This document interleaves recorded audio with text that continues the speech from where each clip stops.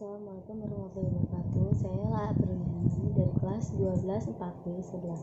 Saya akan menjelaskan tentang jaringan komputer, yaitu PAN, LAN, WAN, dan MAN.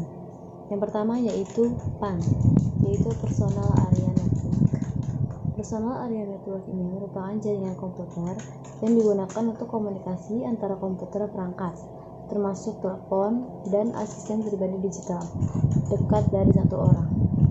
Jangkauan dari PAN ini biasanya 10 meter. PAN dapat digunakan untuk komunikasi antara perangkat pribadi mereka sendiri atau untuk menghubungkan ke tingkat yang lebih tinggi dan jaringan internet. Kegunaan dari PAN yaitu menghubungkan perangkat-perangkat komputer. Yang kedua, sebagai media komunikasi antara perangkat sendiri. Dan keuntungannya yaitu tidak rentan terkena hacker dan biaya operasionalnya tidak terlalu mahal. Kerugiannya itu hanya dapat dipakai pada jarak yang dekat. Contoh penggunaan dari PAN itu menghubungkan antara HP dengan laptop menggunakan Bluetooth. Yang kedua ada LAN, Local Area Network.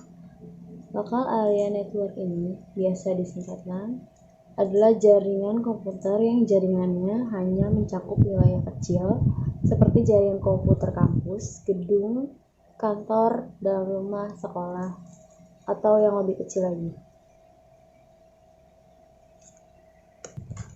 Tempat-tempat yang menyediakan koneksi LAN dengan teknologi Wi-Fi biasa disebut hotspot. Karakteristik dari LAN yaitu cakupan wilayah jaringan yang lebih sempit.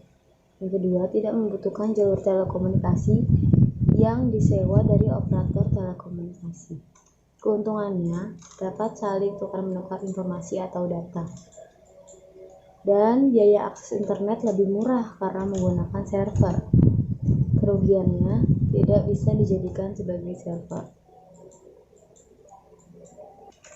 Yang ketiga yaitu WAN, Wide Area Network. Wide Area Network itu merupakan jaringan komputer yang mencakup area yang besar. Sebagai contoh yaitu jaringan komputer antar wilayah, kota, bahkan negara. Atau dapat didefinisikan juga sebagai jaringan komputer yang membutuhkan router dan saluran komunikasi publik. Keuntungan jaringan WAN yaitu server kantor pusat dapat berfungsi sebagai bank data dari kantor cabang. Yang kedua, komunikasi antar kantor dapat menggunakan email dan chat. Yang ketiga, dokumen atau file yang biasanya dikirimkan melalui fax ataupun paket pos dapat dikirim melalui email dan transfer file dari atau kantor pusat dan kantor cabang dengan biaya yang relatif murah dalam waktu yang cepat. 4. Polling data dan updating data antar kantor dapat dilakukan setiap hari pada waktu yang ditentukan. Kerugiannya yaitu biaya operasionalnya mahal. Yang kedua, susah dalam instalasi infrastruktur. 3. Rumit jika terjadi trouble jaringan.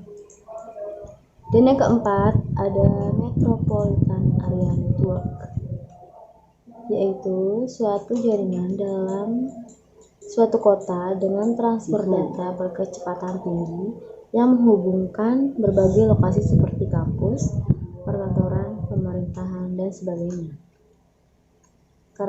Karakteristiknya yaitu cakupan wilayah jaringan lebih luas. MAN sering bertindak sebagai jaringan kecepatan tinggi untuk memungkinkan berbagi sumber daya daerah. Hanya memiliki sebuah atau dua buah kabel dan tidak memiliki elemen switching yang berfungsi untuk mengatur paket melalui beberapa output kabel. Keuntungan dari MAN yaitu server kantor pusat dapat berfungsi sebagai pusat data dari kantor cabang, transaksi yang real time, dan komunikasi antar kantor bisa menggunakan email dan chatting. Kerugiannya, biaya operasionalnya mahal. Instalasi infrastrukturnya tidak mudah, rumit jika terjadi trouble jaringan. Ya, segitu saja penjelasan dari saya. Kurang lebihnya mohon maaf. Assalamualaikum warahmatullahi wabarakatuh.